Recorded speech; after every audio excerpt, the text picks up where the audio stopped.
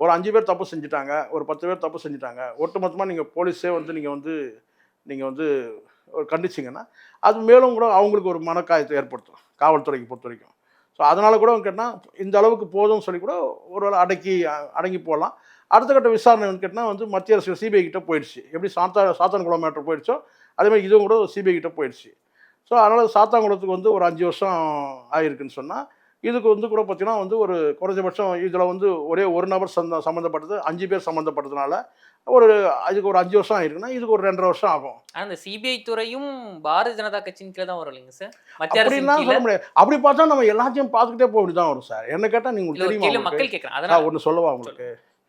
இதே CBCID CBI. CBCID பல வழக்குல விசாரணை பண்ணி, காவல்துறை அதிகாரிகள் மீது வந்து விசாரணை பண்ணி, தண்டனை பெற்றுக் கொடுத்து, சிறையில பல பேர் இருக்கிறாங்க. இதே லாக்அப் டெத் விஷயத்துல.